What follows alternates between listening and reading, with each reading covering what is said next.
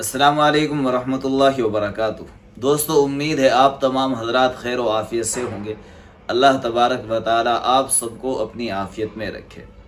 दोस्तों, आज मैं इंशाअल्लाह आप हजरात के सामने बहुत अहम मसला रखने वाला हूँ, और ये एक ऐसा मसला है कि लोग अक्सर व बेशतर हमने देखा है कि जब लोग हमारे पास आते हैं, पूछते हैं, तो सुनकर बड़ा अफसोस होता है और एक कहीं ना कहीं अपनी ही कमी और कोताही महसूस होती है कि ये हमारी ही कमज़ोरी है कि हम जो अल्लाह ने हमें एक ज़िम्मेदारी दी है कि हम लोगों को ये चीज़ बताए, लोगों को जाकर समझाए, शायद हमारी ही कमी है कि हम बता नहीं पाते।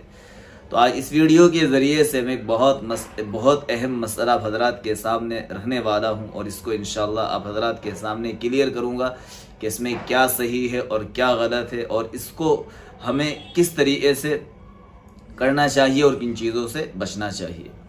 औरतों से मुतालिक ये मसला है कि अय्याम हैज़ में, यानी औरत को जब एमसी आती है, औरत के जब पीरियड्स आते हैं, जब माहवारी आती है, खून आता है, महीने में जब औरत को खून आता है, तो इस मौके पर औरत से सोहबत करना, जिमा करना, या फिर कहिए कि सेक्सुअल इंटरकोर्स करना, तो ये तमाम चीज़ें क्या इस्लाम इनकी इजाज़त देता है या फिर इस्लाम इससे मना करता है। ये सारी चीज़ें इंशाअल्लाह आज की इस वीडियो में समझेंगे, और मकसद सिर्फ मेरा यही है कि हम दीन को सही तरीके से समझें, सही तरीके से जानें, ताकि हमसे कहीं कोई ख़ता ना हो, कोई गलती ना हो। अगर अभी तक आपसे ये गलती हुई है, कोताही हुई है, तो अल्लाह से माफ़ी ज़रूर मांग लेना, तौबा करना, इस्तिग़फ़ार कर लेना।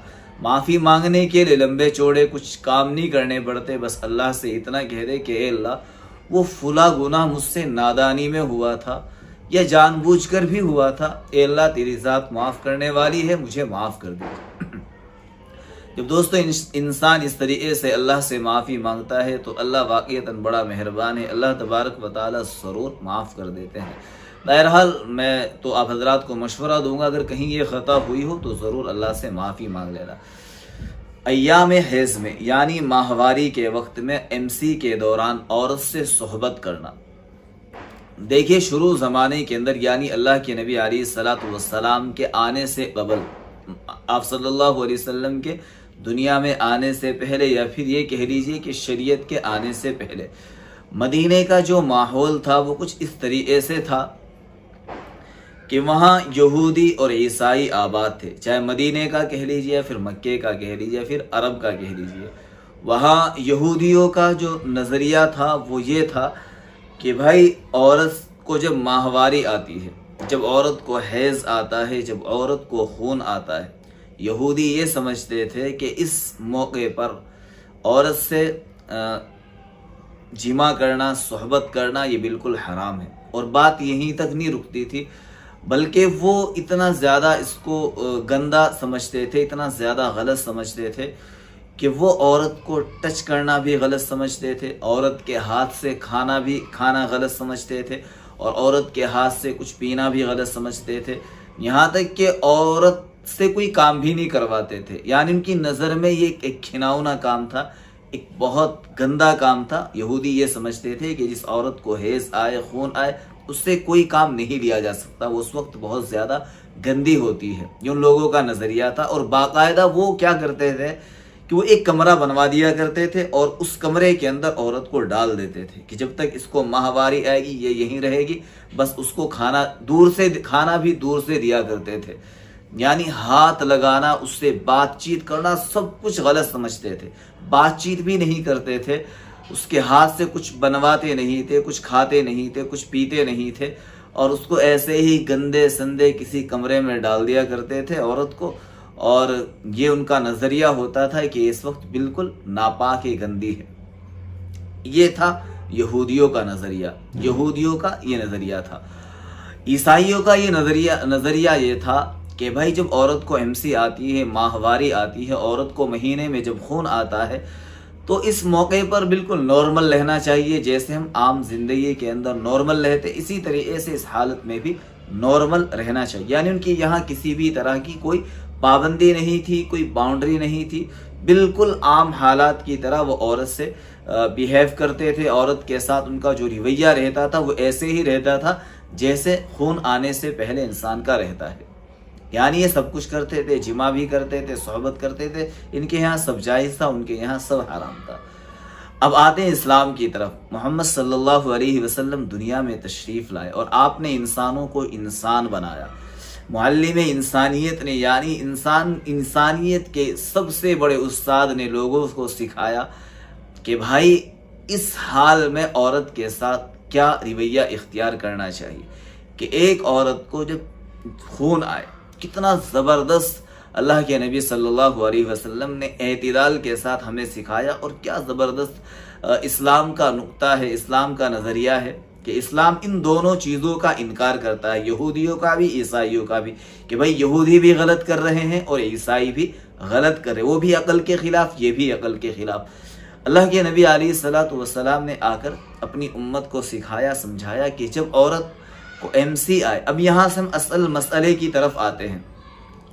وہ تو میں نے دو تہذیبیں آپ حضرات کے سامنے رکھی، دو طرح کے کلچر آپ حضرات کے سامنے رکھے کہ بھائی دو الگ الگ کلچر تھے، ایک یہودیوں کا تھا، ایک عیسائیوں کا تھا. اسلام کا جب کلچر آیا، جب اسلام کی تہذیب آئی اور محمد صلی اللہ علیہ وسلم نے بتایا کہ دیکھو جب عورت کو MC آتی ہے، عورت کو ماہواری آتی ہے. اللہ کے نبی علیہ الصلوۃ والسلام کے پاس اصل میں چند صحابی آئے اور کہنے لگے یا رسول اللہ جب عورت کو حیض آئے تو اس وقت میں ہمیں کیا کرنا چاہیے. اللہ نے قرآن اتار دیا اور قرآن کے ذریعے سے پھر بتایا کہ ایسے وقت میں کیا کیا کرنا چاہیے.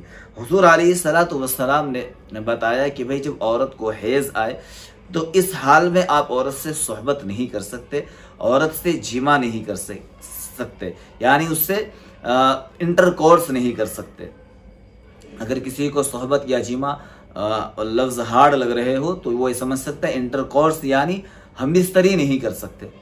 باقی حضور علیہ الصلوۃ والسلام نے فرمایا کہ ناف سے اوپر کا جو عورت کا حصہ ہے یا پھر گھٹنوں سے نیچے کا جو عورت کا حصہ ہے، اس سے آپ فائدہ اٹھا سکتے ہیں، یعنی ان ساری چیزوں کو ٹچ کر سکتے ہیں، ساری چیزوں کو آپ ایک طریقے سے کہیے لطف اندوز ہو سکتے ہیں. لیکن بہرحال جمع کرنا جائز نہیں ہے. یہاں اچھی طرح سے مسئلے کو سمجھ لے. جس عورت کو ماہواری آ رہی ہو، خون آ رہا ہو، اس عورت سے صحبت کرنا، ہم بستری کرنا بالکل جائز نہیں ہے، حرام ہے، حرام ہے، یاد رکھنا اچھے سے. اب آگے اللہ کے نبی علیہ الصلوۃ والسلام نے پھر فرمایا کہ یہ جو عورت ہے اس کو خون آ رہا ہے، لیکن یہ پوری اس طریقے سے ناپاک نہیں ہے کہ آپ اس کے ہاتھ کا کچھ نہیں کھا سکتے. فرمایا کہ اس کے ہاتھ کا کھا بھی سکتے ہیں، پی بھی سکتے ہیں، اس کے پاس لیٹ بھی سکتے ہیں اور اس سے بات چیت بھی کر سکتے ہیں. کتنا بہترین اللہ کے نبی علیہ الصلوۃ والسلام نے ہمیں طریقہ سکھایا اور سمجھایا، اور ایک سلیقہ بھی دیا اور ایک زبردست ہمیں تہذیب دی. دوستوں مجھے امید ہے کہ آپ حضرات کے سامنے ساری چیزیں بہت اچھے سے ماشاءاللہ آ گئی ہے، کلیئر ہو گئی ہے کہ بھائی دو تہذیبیں تھی شروع زمانے کے اندر، ایک عیسائیوں کی تھی اور ایک یہودیوں کی تھی. ایک کے یہاں عورت کو بالکل اس نظر سے دیکھا جاتا تھا کہ اس سے بات چیت کرنا بھی عیب سمجھا جاتا تھا، اور ایک کے یہاں بالکل عورت کو کھلونا سمجھا جاتا تھا. ہماری شریعت آئی اور ہماری شریعت نے انسان کو انسان بنایا اور کہا کہ عورت کے ساتھ اس حال میں جمع تو نہیں کر سکتے، صحبت تو نہیں کر سکتے، لیکن باقی چیزوں سے فائدہ اٹھا سکتے ہیں. اب یہاں دوستو ایک بات آپ کو مشورے کے طور پر کہوں گا کہ بہت سے بڑے بڑے حکماء نے کہا ہے، میں نے کتاب کے اندر بھی پڑھا ہے کہ اور ایک عالم کی لکھی ہوئی کتاب ہے کہ جو آدمی اس حال میں عورت سے صحبت کرتا ہے، اگر خدا نہ خواستہ عورت کو حمل ٹھہر گیا تو ہو سکتا ہے، حکیموں نے لکھا ہے کہ یہ بچہ عیب دار ہوگا، یعنی اس بچے کے جسم کے اندر، اس کی باڈی کے اندر کوئی نہ کوئی نقص آئے گا. لیکن یہ ضروری نہیں، ایسا نہ کرے کہ بھئی اب کسی کو نوٹ کرنا شروع کر دے کہ شاید اس وجہ سے یہ ہوا ہوگا. یہ سب اللہ کی قدرت ہے، اللہ جس کو چاہے نقص والا بنا دے، جس کو چاہے بغیر نقص کے پیدا فرما دے. لیکن بہرحال ایک تجربے کی بنیاد پر حکیموں نے لکھا ہے. تو اس حال میں آپ حضرات خود بھی لوگوں کو سمجھائے، اور اگر کوئی اس عمل کے اندر مبتلا ہے کہ وہ اس حال میں عورت سے صحبت کرتا ہے، فوراً توبہ کرے، استغفار کرے، اللہ سے معافی مانگے. اور دوستوں ہمارے لیے دعا کرے اللہ تبارک و تعالی ہمیں اسی طریقے سے دین کو پھیلانے کی اور اس پر عمل کرنے کی اور صحیح بات اور حق بات کرنے کی توفیق عطا فرمائے. اپنی دعاؤں میں ضرور یاد رکھنا. السلام علیکم ورحمۃ اللہ وبرکاتہ.